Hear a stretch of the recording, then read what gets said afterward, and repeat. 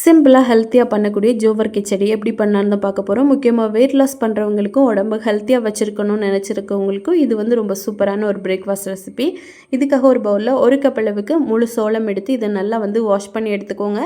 ஒரு 2 தண்ணி நல்லா கழுவி சுத்தம் பண்ணி எடுத்துகிட்டு இதில் தண்ணி ஊற்றி இதை ஒரு 5 மணி நேரத்துக்கு நல்லா வந்து ஊற வைக்கணும்.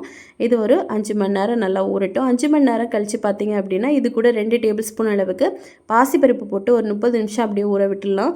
இப்போது ஒரு குக்கரில் 2 டேபிள் ஸ்பூன் எண்ணெய், 1/2 டீஸ்பூன் கடுகு, 1/2 டீஸ்பூன் அளவுக்கு எள்ளு போட்டிருக்கேன், 1/2 டீஸ்பூன் அளவுக்கு சோம்பு போட்டு கருவேப்பிலை போட்டுக்கலாம்.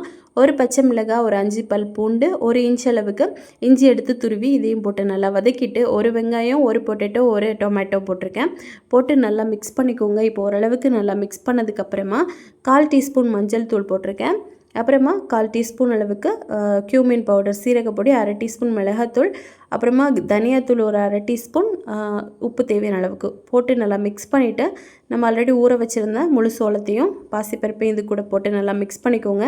இப்போ 4 கப்பு இதில் தண்ணி ஊற்றணும். நம்ம எந்த கப்பில் சோளம் அளந்தோமோ அதே கப்பில் 4 கப்பு தண்ணி ஊற்றி மூடி போட்டு ஒரு 5லேருந்து 6 விசில் லோ ஃப்ளேமில் வச்சு விட்டு எடுத்துருங்க. ரொம்பவே டேஸ்டியாக, ரொம்பவே குயிக்காக பண்ணக்கூடிய, ரொம்பவே ஹெல்த்தியாக பண்ணக்கூடிய ஜோவர் கிச்சடி ரெடி ஆயிடுச்சு. இமீடியட்டாக சர்வ் பண்ணுங்கள். உடம்புக்கு ரொம்ப நல்லது. குழந்தைங்களும் ரொம்ப விரும்பி சாப்பிடுவாங்க.